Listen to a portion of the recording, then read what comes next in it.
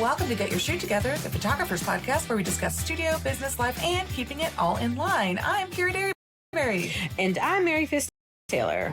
Hello, Mary Fist Taylor. Hello. Here we are.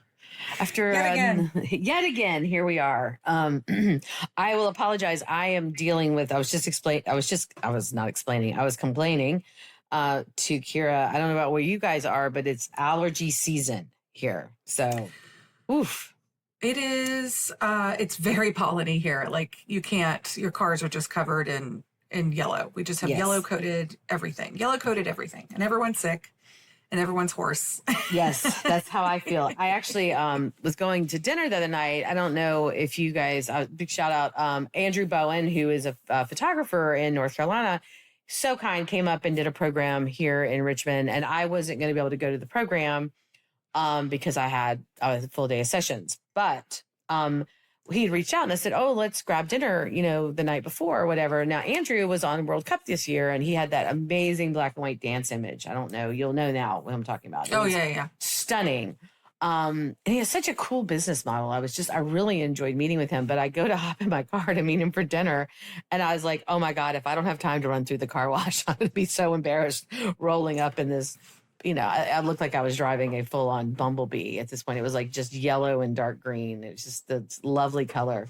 So I ran through the car wash. So by the time I came out to the valet to pick up my car, it was completely covered again. I'm like, oh, well. What's the point? That's why we have a subscription. I love a subscription. We have a car wash subscription. It's the smartest. Yes, it's so smart. Yeah. I mean, I wish I was somebody who kept my car nice. You've been in my car. It's not nice. I can't keep it nice. I'm not even sure I deserve a nice car these days. Like, why are you spending the money on a nice car? Why don't you just get a beater? Because you're going to you're going to trash it. No. Oh, well, I do keep my car nice. Yeah. No, because you need something reliable. Yeah. Well, I'm very happy with, the electricness of the car. Yes. Because that's working out really well. Not a Tesla, obviously. It's a Volkswagen, but yeah. So I still want to stay with that. Whenever my lease is up, I'll get something else. But yeah, you kind of, if you're going to do that, you kind of have to have a new car. Yeah, you kind of do. You kind of have to have a new car. And it's the car wash is right up the street. Like I could just run in and out. It's built in, like it knows my license plate. So I pull up, it goes up, I go through, I'm in and out in 5 minutes. Easy peasy. Nice. No, it's super good. Yeah. Super fun. Fun. So anyway, still yellow though. Still yellow.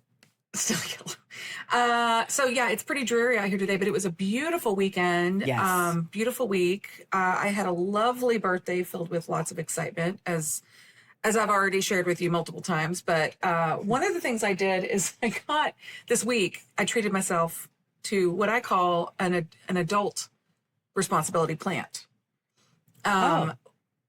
Because I've been this year I've gotten a little more into like my potted plants, and I can't have any house plants because my cats will eat them because they're maniacs. I tried to have I do have a money tree at my house because it's literally the only thing that's not poisonous to cats if they chew on it. And they have chewed on it to a place where it just looks so pitiful. And I wonder if it's not like a bad omen for money in general. Like if your money tree plant is just shredded and tiny. So I have that. But no, I bought now listen to when I say this, a fiddly fig. Fiddly fig. Now, are you saying fiddly fig or are you saying fiddly fig? Fiddly fig. Okay. That is what I said. And my husband said, it's not a fiddly fig, it's a fiddly fig. And I said, we're saying the same thing. Yeah. He goes, no, you're saying like fiddle, and then you're putting a lee on that, and then you're saying fig. But it's actually fiddle leaf fig. But there's the only fiddle way. Leaf fig. Yeah. I've never said fiddle leaf fig, but if you say it, it sounds exactly the same. Fiddle leaf. Well, fiddle leaf fig sounds very different than fiddly fig. Yeah, but if you're just saying it fast, is it not exactly the same? Fiddly fig? Yeah. No, I see what you're saying. I guess maybe I did know it was a fiddle leaf fig. Now that I think I did know that too. I think I did too at some point. Because the leaves are are fiddle shaped, you know, like that's why it's called that or whatever. Fiddle leaf. Yeah. Fiddle leaf fig. Yes. So, but anyway, it is a temperamental plant that is hard to keep and hard to get like established and doing well. And you have to really take care of it. Like people, like I'm going to have somebody come check on it when I go out of town. Like that's where we're at. Yeah. Cause it's going to be at the office. Like it's in the studio. So, but it's survived a whole week. It's got new growth on it. I'm using, for those of you who are into plants in ChatGPT, there is it's called Planty. It's a custom GPT that helps you with your plants. And I'll post it on Get Your Shit Together. But I've been using that, and that's been very helpful to kind of like know how to, I had to repot it and all that stuff. And so I'm very proud of myself. Yeah. But my orchid is, she's sad. If you can see her over my shoulder, she's not looking happy. Yeah, she's not looking happy. I don't know. I got her as a gift, and you know, that one might be more hard to deal with than the fiddly fig. But orchids are rough. Orchids are they're very temperamental, and they're very delicate.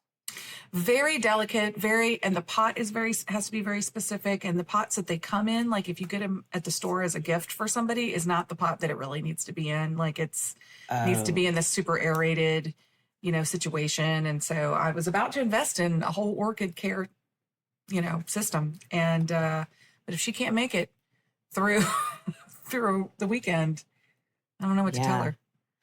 Oh yeah, for just one weekend. No, I've had her since my surgery, but I don't know what I've done differently, but she don't like it. Do you usually abandon her on the weekends, or do you usually check on her on the weekends? She's abandoned on the weekends, but also you only have to water her like once a week. Oh, so maybe you should have like checked in on her, called her, FaceTimed her. You know, no. if she was that upset, she should have texted me. That's fair. Because, of course, she has her own phone. Orchids now come with their own cell. She's right here by the computer. I see her. Yeah. I mean, she's right there. She hears us. Well, I'm sorry, little orchid. Does it have a name? Well, she was going to, but now I don't. Now I'm worried she's going to die. The fiddly fig I named Jeremy. I don't know why. Okay. Okay. All right. I don't know why, but his name is Jeremy, and that's just what came to me when I was deciding. Actually, the Planty GPT was like, "Would you like to give him a name?" And I was like, "Yeah, Jeremy." There you go. Mm-hmm. Just came out naturally. Yeah, he just looks like a Jeremy. But yeah, I don't know if you can gender a fiddly fig, but I did. Might as well. And you know, who's to say? Jeremy's not necessarily a boy name. Give me a girl name. The other big addition to my life is I finally made good on my annual threat to get my nose pierced on my birthday, and I finally did it this year. You did. How's it going? It looks great. I love it. I think it's great. Can't feel it. I have been so worried about like the healing part of what's kept me from not doing it is that it's going to be like difficult to heal, and it's going to look stupid, and I'm going to have to be in front of people, and I'm going to have this weird problem. And it hurt to get it like it would, because you're poking a hole in your body, but it hurt for like 5 minutes, and it hasn't really hurt since. I love it. I can't recommend it enough. If you're like on the fence about getting your nose pierced, highly recommend. Really not a big deal. I've had way worse pain. Well, and I think you said after breaking your foot, you feel like you're invincible now. You're like that was like, you're like, if I can break my foot and survive, I can pierce my nose, right? Yeah. This year is I don't normally do the word. You always do a word. I don't know that I have a word, but I could, if I did, it would be control, right? Like I feel like I've had a lack of control over so many things in my life in the last, I don't know, 8 months. Which you have, because you have. Yeah. And I feel, and now even with like what's going on in the world, what's going on in the US, and, you know, it's just, I feel so out of control, both personally, you know, sometimes with business, sometimes, you know, just really out of control. And I thought, you know, and then the foot break. Yeah. Was very out of control. And then I was very helpless for a bit. And so now I'm just felt like, you know, there's nothing really stopping me from getting this dumb nose piercing that I've threatened my whole life to get. Right. Just go get it, and nobody can tell you can't, and nobody and and it's it's my body. Do with it what I want. I love it. I agree. And I think it looks great. It's really cute. It looks perfect on you. I don't know that it's like, I don't know that you have to have a certain type of face or whatever to pierce your nose, but I feel like yours, it works really perfect for you. Like it looks really cute. I don't think it would be as cute. I don't see myself. I've never wanted one. So there's that, but then there's that, but then I just don't, it just doesn't like, I don't know. Like I've also like at one time I had an extra hole in my ear and then I got rid of it. Like I'm also not one that ever wanted a bunch of earrings, but like several of my friends have like several holes in all the stuff. And it looks so cute. I love it, but it's just, it's not for me. I guess it's like tattoos, right? Like tattoos aren't for everybody. So I only have one ear piercing on both sides. And then, I don't think I'll ever get up the high parts either, because I mean, that's like, if I lay on it, like the worst pain is ear pain to me. You know what I mean? Like I don't think I could ever, that one I am too scared to do. But, this one, and Lucy totally ratted me out to my parents about it. She did. Yeah. She stayed with my parents on Friday night, and, I guess my brother told me that Lucy told my dad that I got a nose piercing or whatever, and so he was John. He doesn't love these things. Yeah. We'll change, that kind of change. Yeah. And but then I was like, well, I heard Lucy ratted me out, so I sent a picture, and he was like, well, it actually looks pretty. Oh, that's high praise. That's pretty high praise from John. I'm gonna be honest. I didn't expect that. That's wow. All right. Yeah. How progressive of John. He's very progressive. He is in a lot of ways, but he isn't, right? Like, I mean, he is incredibly progressive in all the ways that matter to most of us. But like when y'all got your tattoos, he was not as progressive. He was not. No, he was very convinced that we were just trying to trick him, that we had fake tattoos on. But no, he was less progressive. But he's warmed to that as well. I think he still thinks it's stupid. Yeah, that's fine. He can think it's stupid all day long. That's totally fine. And that's the thing, guys.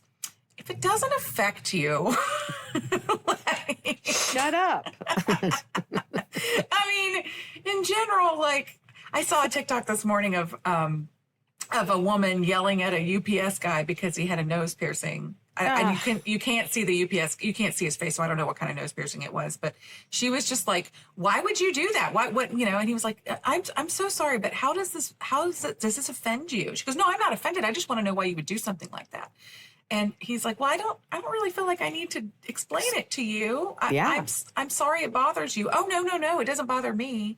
It was just this weird, I don't know, she was trying to get him, but shame him, for doing that. But yeah, if it doesn't, how does it affect you? I think we always need to like take a minute when we get real upset. There are a lot of things to be upset about that do affect you, like right now, especially, but like sometimes if somebody does something like get a tattoo or body piercing or have an abortion, Jesus, well, sorry. Just things that don't affect you. Just, I don't know.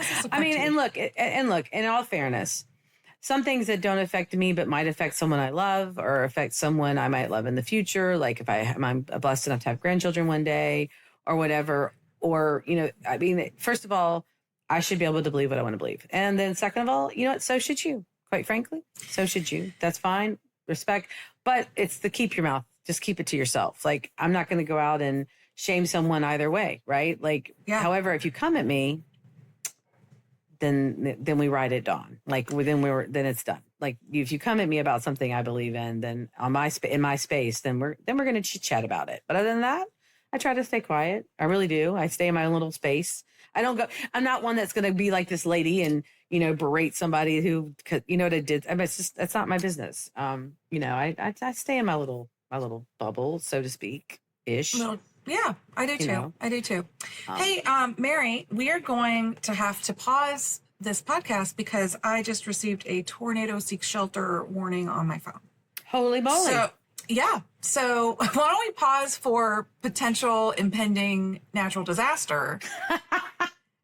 And we can be right back after that is over. All right. We're gonna pause and fingers crossed we'll be back.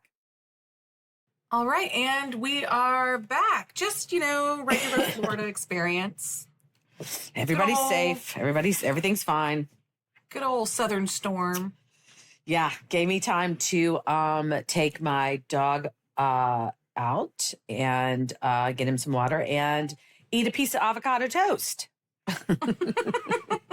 Yeah, I was sheltering in place in my bathroom at the studio, and I ate a Belvita breakfast bar. Yeah, as we do. Because I thought if the tornado hits the studio, I would hate to be hungry as well. So,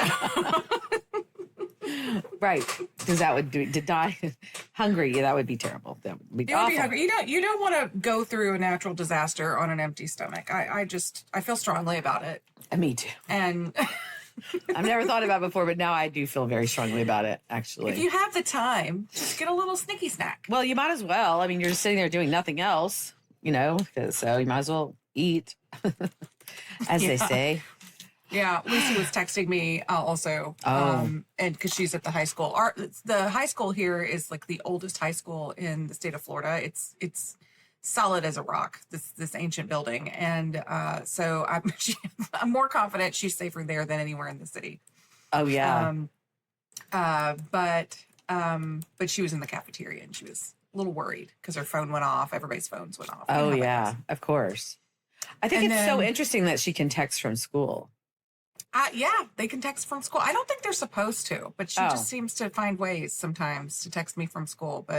And then I was texting Kevin if he knew where the tornado had touched down, and he was like, "It's just a watch." And I was like, "No, I've received a warning on my phone that says to take cover." He goes, "No, mine just says watch." I'm like, "Well, I don't know what to tell you." I will not be gaslit into thinking that there was not a tornado. Apparently, there was one in West Tallahassee touchdown, but I don't think anything happened. Okay, so that was hence the warning. It is scary. Yeah. My son lives in Nashville, Baby Jacks, and they had a really bad one last week. And because he knows that I have insomnia and my mother has insomnia, even though it was 3 a.m., he texted the group chat just to say, "Yes, I know there's a tornado warning. There's a watch. Yes, we are sheltered in place. Yes, the dogs and Gracie and I are fine. Yes, I will keep you posted." And thank goodness, because I woke up from a dead sleep and immediately knew something was wrong. And so anyway, it was just my mom and I both are texting at 2:50, 3, 4, and everything was fine. And then it went to Louisville, which is where Terry lives and my goddaughter and all. So anyway, crazy thing this weekend, my goddaughter, one of my the one that was actually asked, that I have lots of chosen goddaughters that I made myself their godmother. I call myself my fairy godmother, whether it's Lucy. Yeah, I was going to say more of a fairy godmother. Yes. Lucy or little baby Lauren, Audra, all my little fairy godchildren. However, Katie is a senior in high school, and I'm so proud of her. She applied to a lot of great schools, got into everyone. Only one did she get a deferment. Their loss. Absolutely. She's a hot commodity. Yes, she is. But this little stinker had avoided social media her whole life. For the first time in her life, entered social media land this weekend. How does she feel about it? She's not sure. She doesn't like social media because she doesn't like the fact that people can tag you or be mean or, she just didn't want to be in that drama. She does not do drama. You know how I say I don't like adult drama? She doesn't do any drama. Girl does no drama. Since she was, I think I met her and she was 11 when I met her or whatever. She probably was, probably around 11, yeah. Yeah, and that has been a fully grown adult woman who has 0 Fs to give for drama. None. Since childhood. Yep. And I mean, honestly, Terry is not a real, but I mean, Terry played in some drama. She can pretend like she's so drama free, but she's not. I don't know, man. Katie has none. And so she went to Instagram. She would not do Facebook. She's on Instagram. And it was so cute. And she used the picture from when we were in New York. Remember the ones we took outside of the stadium? We all went to a Yankees game several years ago, and I kidnapped Katie and took her with me. And so she used that. And of course, I had to go, great image, compliments of your Mimi. And of course, then she had to, I had to throw myself in the ring there, as I do. But it was so cute. So she joined social media. And I think she did it because she needs to start with connecting with people at the school she's going to choose, which I don't know that that's been announced yet. So I'm not even positive which one it is. So about finding a roommate and stuff like that. And I guess someone said, look, girl, if you're not even on social media, they're going to think you're weird. They're going to think you're really creepy. Isn't that a shame that she actually had to join something she had resisted, because if she didn't, then other kids might think she's so weird that they wouldn't want to be a roommate. So the opposite of when I was going into the job market, for example. I remember everyone's like, God, just be careful, make sure you lock up your social media and don't let anybody see any fun college days pictures or whatever. Because but now it's if you don't have one, not crazy wild pictures or anything, but right. It's kind of nuts. It's a very different world, very, very different world. But anyway, very different world. Well, Well, good for her. Yes. I am interested though in. There's nothing makes you feel older than finding out that you don't know something about social media. Right now. And we were just talking about, you and I were catching up on all our shows that we're watching, and I was watching Adolescence, which I know I won't spoil anything, and I won't, except for this one thing. In this, they identify the use of emojis. All these emojis have different meanings. I know what some emojis mean, you know what I mean? But evidently there's a whole other language in emoji. That you can't even so people are bullying people on social media with use of emojis that other kids know what they mean. But if you were an adult or a parent or whatever, and you went and looked at it, you wouldn't understand. It would look like they were just friends. Now, I don't know how true this is, because I saw it on a TV show. Right. But I was just oh my God, that's a very subversive language that kids can use to communicate with each other. Yeah. It's pretty scary. You're making faces. Is it because... I'm making a face because it just got really loud outside. Oh, okay. We can't hear it here, obviously. No, storms are storming over there. Yeah, just, carry on. I'm just looking outside, making sure there's not a tornado in my backyard. Yep, I'm good. Okay. Well, if we lose Kira, we'll know. We'll all have been, it'll be live. Okay. Kevin's like, why are you freaking out about the storm? I'm like, I'm not. Is it got a name already? Is it one of those kind of storms? No, it's a severe thunderstorm that has tornadic activity. Okay. So. All right. Well, it's noisy. Yeah. Well, the weather will do that to you. So what's going on? Tell me what's going on with what's going on at work. Let's talk about work. Well, I just actually got, I just booked somewhere in between tornado warning and coming back on. I just booked a magazine shoot for a magazine I haven't worked for, a big Florida magazine. Okay. So I'm kind of excited about that. So it was a little under budget. And okay, so this is a good idea. So to talk about, because this literally just happened. Okay. So they proposed a budget for a shoot to photograph some important individuals. I'll leave it at that for right now. Okay. Right? Okay. Some important individuals in the state of Florida, and they had a specific date and time where those people are going to be at somewhere for a meeting. Okay. And they said the budget is $500 and possibly more for a cover. Okay. Now, magazine work really doesn't pay well, and it you know doesn't. what I mean. It just doesn't, and I kind of heavy sigh on it, and then I wrote him back, and I was like, "Well, I am available. This is a bit under budget for what I normally do," and he immediately came back and raised the budget. Interesting.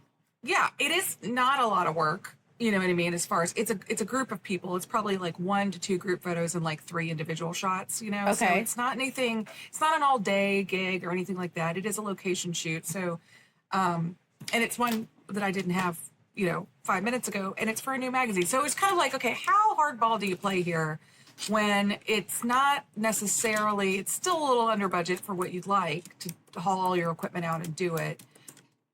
But there's a potential to have the cover. It's not about exposure. So let me just stop before I say that. There's a potential to have a cover of a statewide magazine that's a big deal that could lead to other stuff for that magazine. Right.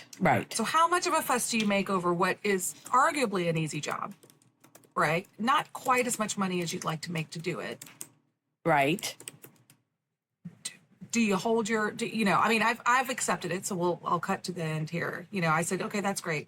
We'll make this happen. But how much do you weigh here? Well, okay. You know what I mean? Yeah. So this is the thing. So what I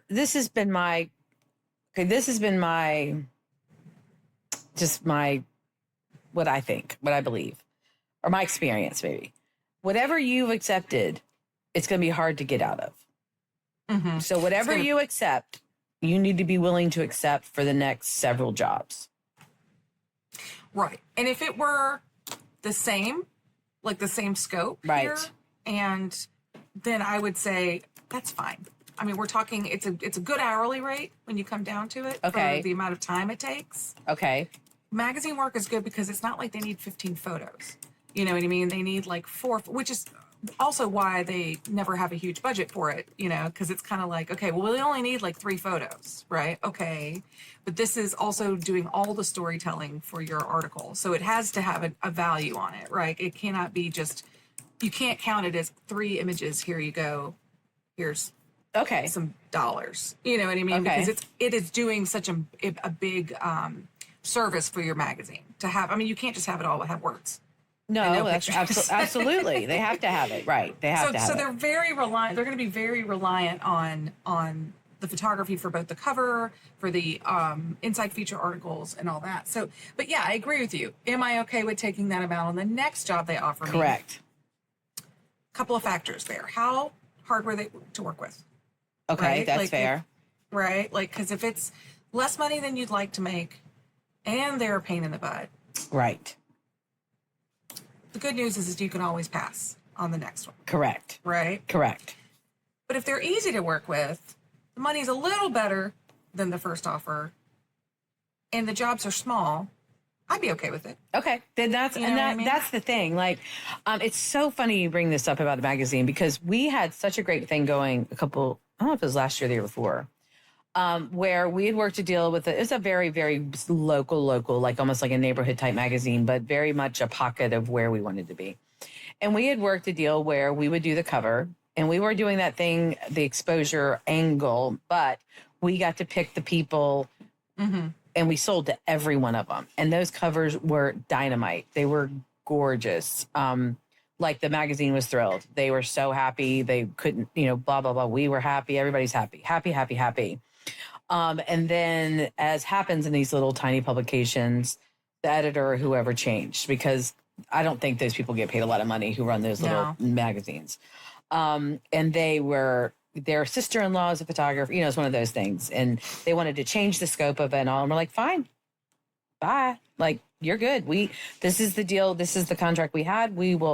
You let it, if we'll nullify the contract. No problem. We're not going to do it your way. You're not going to pick I guess their latest edition just came out and the image popped up in my feed on social media. It is so bad. Like, I wouldn't pick this up anywhere. Like, the image is just so bad. And every month I see it get worse and worse. And the funny thing is that Jamie just texted me that they had reached out. And I'm like, I bet they did. Because it looks like garbage. Like, what people don't understand about quality images, especially if you're trying at this point to sell a publication. And I don't care if it's an online publication or a printed publication, specifically for printed. But if you want someone to go past the front page, it's got to have a wow cover. It's got to have some quality to it, The cover has to have some impact, and print is so hard now. I love a physically printed magazine, and as a photographer, it's kind of, it feels good to have if you're a commercial photographer and you're working as a commercial photographer, it's like, okay, and my work is here and here and here. So you just makes you feel like I'm doing the thing, you know? But yeah, I mean, it could be, I remember, and this was so long ago, very early in my career, when I started doing covers for a magazine, and we were trading, like kind of like you, like there was a mutual benefit, you know, to trade, but the shoots were getting really difficult. There were a lot of people on set every single time, and they were taking almost all day, and they were letting them get my hair and makeup done here. And I was just like, this is just not worth it.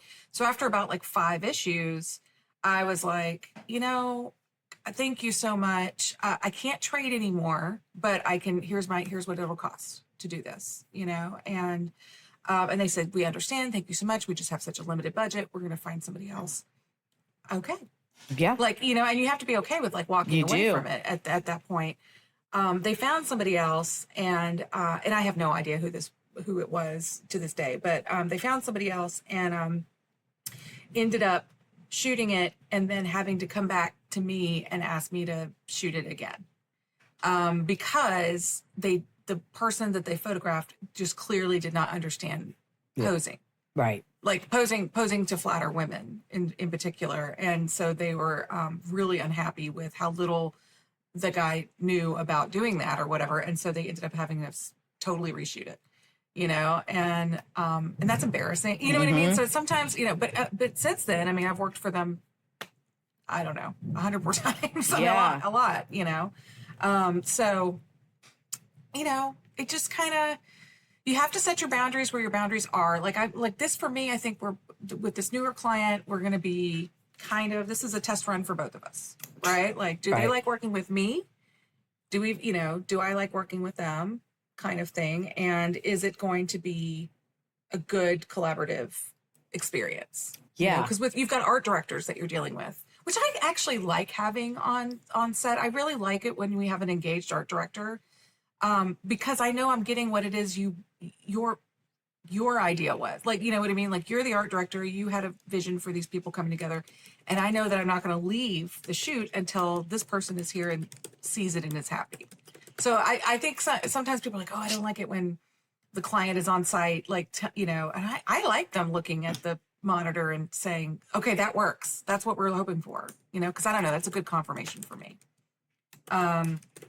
Yeah. No, I agree. I like working with an art director too, specifically because it's their fault if it's not right. Like, it's, you know, I mean, I'm sorry, but that's just the way it goes. I mean, if you're paying for a stylist or an art director, it's their job to make sure that you know, they are looking at the laptop, or they're looking at the iPad, they're looking at the image and they're approving it before we move forward. It's not on me. Like, I prefer it. I know some people don't, but I do. Like, well, I also like knowing what your vision is so that I can shoot for it. I mean, you know, if your vision is that you need a big horizontal spread so you have a bunch of text space over here, then, you know, it's good to know that during the shoot, right? Or right before it or whatever, you know, so that we can shoot it wider, or I can place things, you know, heavy set right or heavy set left, you know, so I know that you're going to be, I need to share the vision, you know, with me, because at that point, when there's an art director, it's usually they've hired you because they need you to match the aesthetic that they're trying to go for. No, that's great. Yeah, exactly. And they should know, they should obviously know, right? They should know what the vision is. Because, I mean, you've got some of the information, but you don't have all the information. They should have all the information. That's their actual job, right? Yes. So please look over my shoulder. That is actually one of the main benefits of tethering too. When you do these commercial jobs, they do come to expect it, I think, too. Like, if you are working with an agency that has, you know, an art director on site or an advertising firm or something that's been hired, like, you invoke so much more confidence with them when you can show them what you're getting when you're getting it. And it's helpful. Anyway, it's helpful for me. It's a helpful part of my process anyway. I like that. Yeah. So this is a new mag. Or you have worked with them before? Or it's a Never worked with them before. Okay. Never worked with them before. Somewhat famous magazine in Florida, and so, you know, I'm excited for the opportunity, but I'm also like, I'm gonna protect. We're dating. Yeah. Me and this client are dating. You know, because it could potentially be a lot more work, right? Or it could be that it's a one-off. But, either way, it's good to find out. It's good to find out. I think dating commercial clients is okay. I agree. On both sides, by the way, because I mean, as unlikely as it is, it could end up that, they don't like your style, you know what I mean? Or they don't, their stylist doesn't enjoy working with you or whatever. I mean, that happens, unfortunately. Mm-hmm. And I'm old and set in my ways now at 44, Mary. Yeah. There you go. So, it could be that I'm too fixed, in my. I doubt that. I'd say I'm fairly assertive in a positive way on a set with what I need. You know what I mean? Like, as far as like, right. I don't love a lot of people there. I don't love a lot of cooks. I mean, who does? That's true. But if you point me to the person who is the head chef, I can be the sous chef. You know what I mean? Like, I can do that as long as there's not 5 head chefs. Well, exactly. I mean, exactly. That's the thing. Too many cooks it's a saying for a reason, right? It's absolutely true. It's no different, honestly, guys, than if we're photographing a family and you have the neighbor or the aunt or someone on the sidelines constantly putting in their input, or you're trying to photograph the kids and mom or dad are constantly giving their input. I mean, that's just as annoying. It's the same thing, whether it's a commercial job, a portrait job, whatever it is. I think that can happen in a lot of situations. And it's a balance. I mean, because obviously, just like a commercial client, I mean, we want to do what our portrait or commercial client wants, but we also have to have that space to create. And that's a little bit of a, I don't know, that's a little bit of a balance that honestly I never really thought about, but it's really no different than a commercial job. I mean, because they have to love what you create. This magazine has to love what you create. Same thing as my client on Sunday. They have to love what I created of the family, but I also want to, I want it to be mine, but I don't know. I mean, how do we do that? I was going to say, what's the difference? Because like, I would buck up against like a family session where they brought a bunch of props in and it was just not my thing. Correct. You know what I mean? Like, I would feel very coming back to control, which was before the tornado, which was very out of control. Yeah. couldn't have timed that better.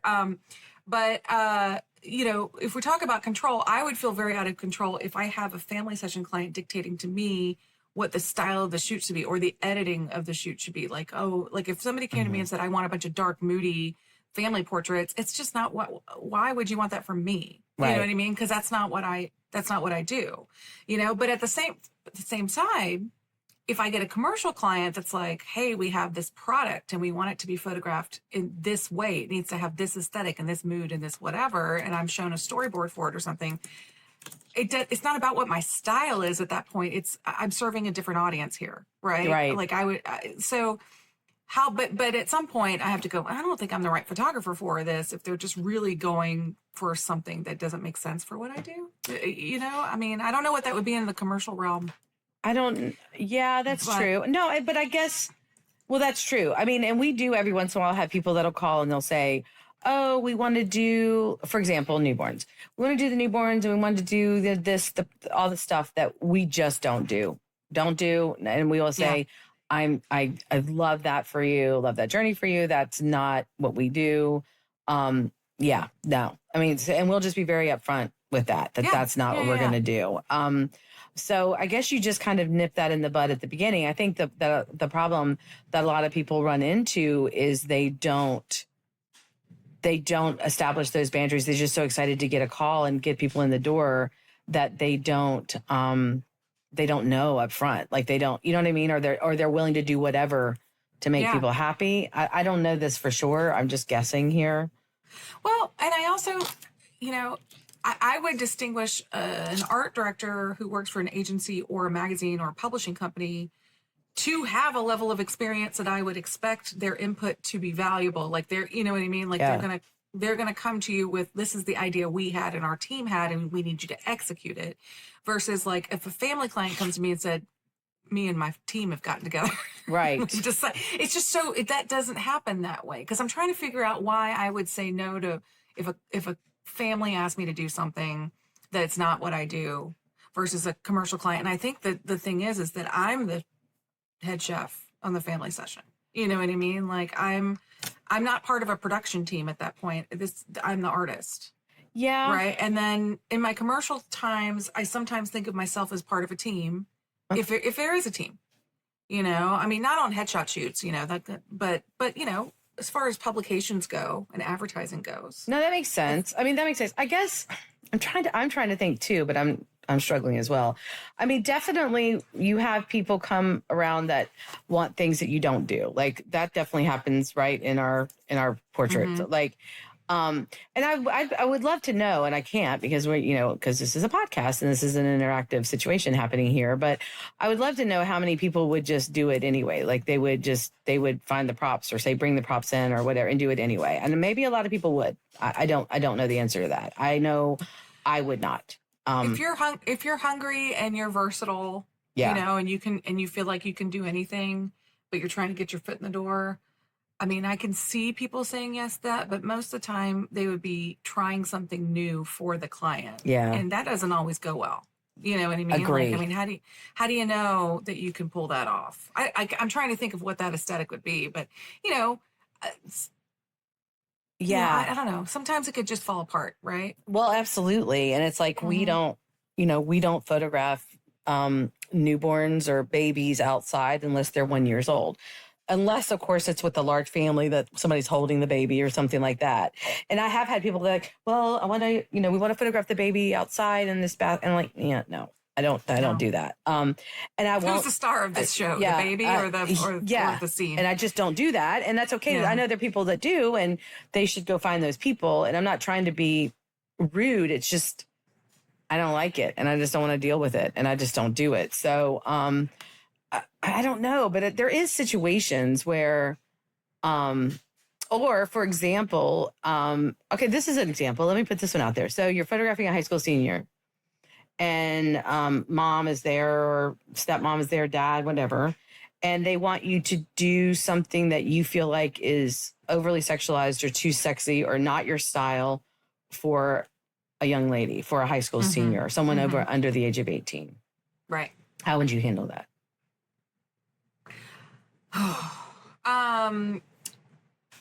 I would probably say I don't want to make that parent feel judged, or you know what I mean? Like I don't want to, right? But I would probably be like, oh, I love that idea. Let's just pull the top up a little bit more, or like I don't know, like because I have been in that situation where the top is coming down like too low, and the parent is like kind of like adjusting, trying to tell the person how to pose, the kid how to pose or whatever. I'm just like, ugh. What would I say? What would I say to that parent? I'd probably be like, oh, wow, she looks like 25 years old when you do that, or something like that. Like maybe something that's like, do we want her to look 25 years old, or do we want her to look 17? like I don't know. I don't want to. Yeah, that's what I'm asking. I mean, it's like, yeah, it's a tough one because you don't want to shame someone, obviously, but no. I mean, I would feel like they would know by my work and everything they've seen of mine that I don't do that style. But if they came in and that's what they wanted, I would feel very uncomfortable. I would feel very uncomfortable because you're there. It's too late, right? Yeah. Even if we've done a great job, they understand your brand, they understand what you do. It's too late. Like it's too late. You're there. We're all there together now. We're all there, and it's like, oh, could you just do this? Could you? And I don't know what I'd do. I think I would freeze. Like well, that's what I just did when you asked. I was like, oh, what would I do? Because luckily that hasn't happened. Like right. if anything, yeah, no, not if anything. It's not happened. To me, so that's good. Yeah. But yeah, I guess in that situation, you'd have to use your best judgment and just be like, yeah, I love that idea. How about this? You shoot it and then you move on to the next pose and quickly. You know what I mean? Like there have been times where a pose does not work. I've definitely been in a situation where I'm being dictated to by somebody on the set about how they should pose, about how however do this, or here, Jane, can you put your hip out this way, or can you do this or whatever? And they pose the client because they're being really pushy, and then it does not work, and I shoot it, like once or twice. And then I go, okay, so now what we're going to do, Jane, is we're going to turn you this way. We're going to, and I try to like, and then we never see it. Correct. Like we never see that. So, I mean, I guess one method could be like, shoot it real quick and then just never show it. Yeah, I guess. I mean, you kind of are stuck. I mean, because they're the parent of the child. The child's a minor. I don't know. I've never really thought, and thank goodness and knock on, it's never happened. And, but I imagine it does sometimes. I mean, I feel like I've actually heard stories from different, students and things along the way where they like, and mom really wanted it to be, like there was that trend at one point where they would put the senior in the bikini and then have the water falling on them. I'm like, do you remember that? That's not been that long ago. I remember that. There's been several. No way in hell was that ever happening in my studio. And nobody ever asked for it at my studio, honestly. But if it had, I would have absolutely said no. That was an easy one. No, I don't have the ability to do that, which I don't. Like, that's not a thing that's going to happen. And I'm not judging if you do. I'm just saying, like, there's just certain boundaries that I have that I don't think I would be able to do. And if I were stuck in this, moment, I know. For example, I was working with one of my consulting clients, and they had a wedding. And it was that weird trend where either all the grooms would turn around like they were peeing. I don't know if you remember this. Oh, I do remember that trend. That's awful. Yeah. Or there was another one with the groomsmen or the bridesmaids. And because of were they all jumping? Yeah, they were doing something. And this poor client, she's like, and they just on the spot asked, oh, take this picture. It'll be funny. Yuck, yuck, yuck. And she's like, I was mortified, but what was I supposed to do? And I said, you did the right thing. Like it's in the middle of the wedding morning. Like you're going through, you just do it and you move on. And, it's just, but who would have thought you had to make that clear before the photo shoot that you weren't going to do something like that? Like you don't know what you don't know. You don't know what they're going to spring on you there. Sometimes you get there. I mean, I've been in, I don't do weddings, but I, have had clients that get engaged and they want me to shoot their engagement session, and I get to the session and they go, so here's some of the things I found, the images I want from Pinterest. And you're like, oh God, how did that happen? Yeah. And then they show you like 9 different photographers' work with 9 different styles of with lens choices that are just not even what you brought on hand. Yeah. Like something shot with like a 1.0 or 1.2, focal length. And you're like, I can't. Or aperture. Yeah, I can't. I don't even have that here. That's not even here. That's not what I use. So sorry. That's not going to work. No, it's just kind of funny. I don't know. I've never really thought about it like that because, again, and gratefully, it hasn't happened. But it could. I mean, it could. And nowadays, especially, just because, just because this just photography everywhere, and there's so many, and especially with TikTok, there's all these people out there with do this and do that. Like there's just lots of stuff, right? There's just so much stuff out there, and it's just not something I could do. It's just like you said, I don't have the lens. I don't have. This is actually a video. This isn't even a still portrait. Like, ma'am, this is an Arby's. Like we can't. Yes. You're asking for something that we don't make. Exactly. Okay. Exactly. Exactly. But yeah. Yeah. So, this has been an interesting discussion. Really, all of this has been about control. It has. It has been about control. Oh and control is a big word right now. I think it's a big word that a lot of us are grasping for, striving for, hoping for, and whatever that is, whether it's over your health or, your studio, either, being too busy or not busy enough or, if you're raising kiddos these days, and they're at those ages, whatever age they are, there's always a control issue, right? Whether they're toddlers or they're teenagers, there's always that control issue. Aging parents, that's something, that you and I've talked about at times. Like there's just control things that we can't really control, but we're trying to. And I guess at what point do you just let them? And I'll go back to my Mel Robbins, book that I become my little mini Bible these days. But, there's certain things you should have control over. And, I feel like that control piece is hard and something that I struggle with more than ever these days, I think. I don't know. Maybe. I don't know. I guess because I feel so out of control about so many things that I've become a little bit too much control about what I can sometimes. I don't know. Yeah. I don't know. It's a lot right now. It's a lot. But I will say on a great note, on a fabulous note that we had our April has started off amazing.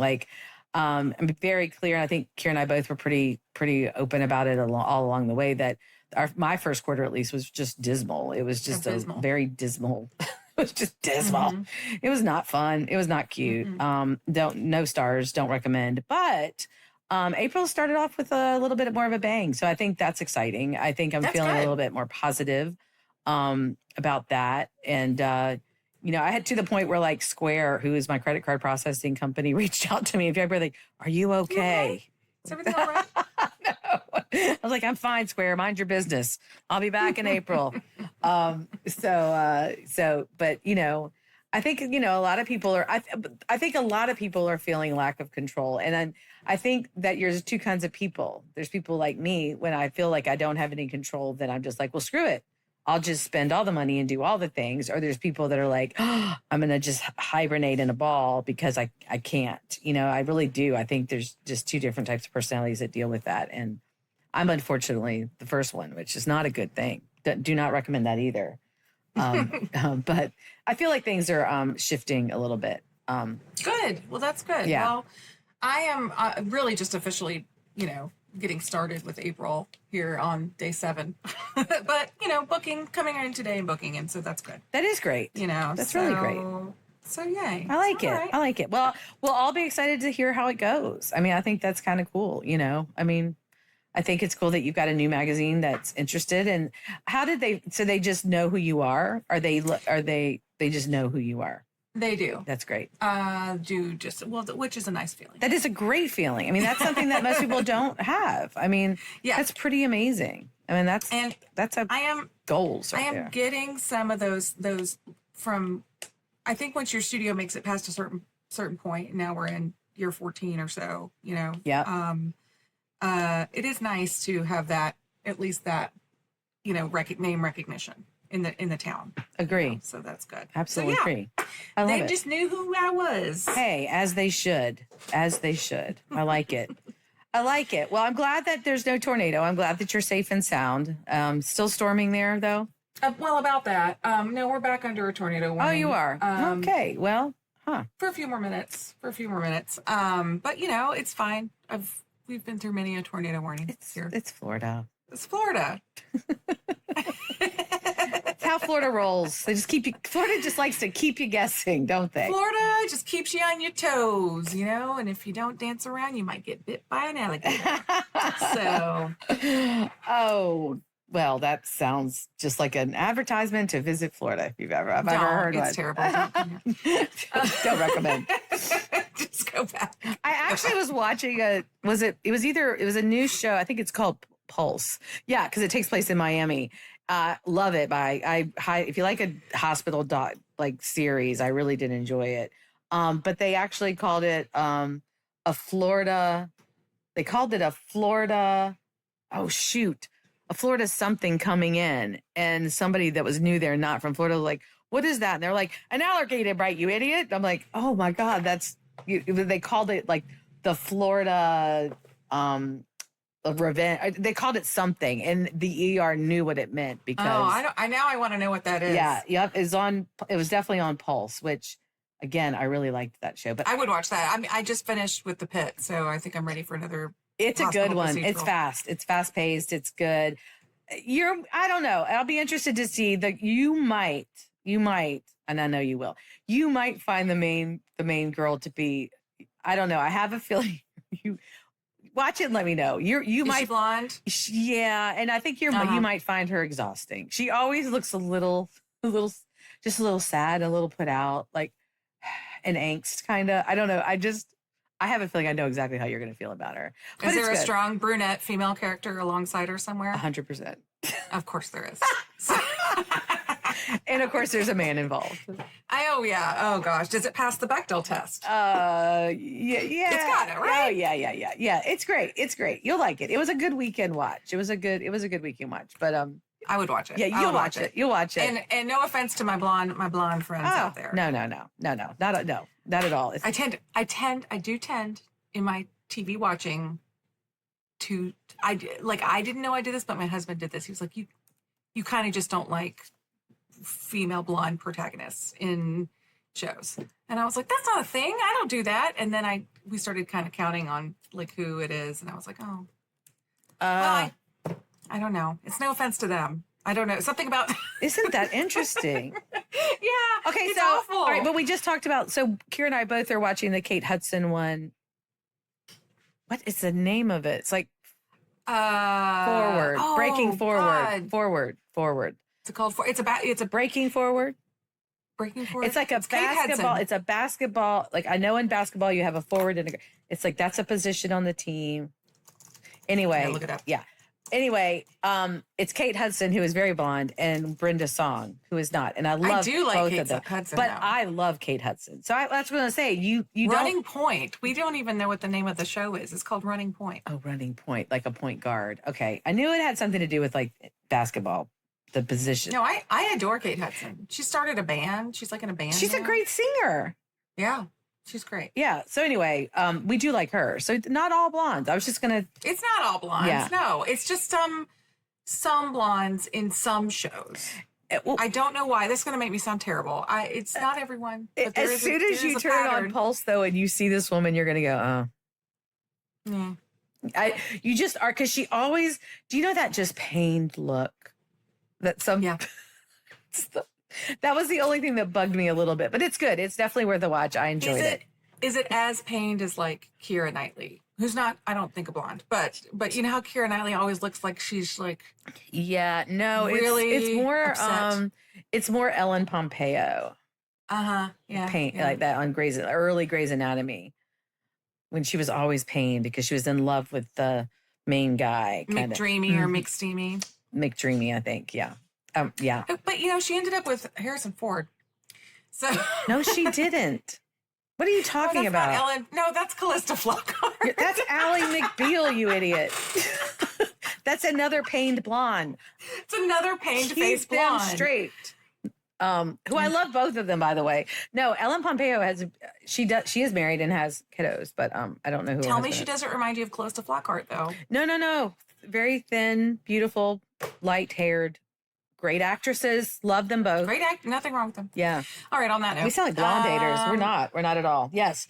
All right, guys. Well, we'll be back. We will be back next week. Just a little heads up. We will be taking a little bit of a break coming up here in the next over early summer, just because our travel schedule is crazy, but keep tuning in. And where can they find us, Kira? They can follow us on Instagram at Get Your Shoot Together. They can follow us on Facebook at Get Your Shoot Together.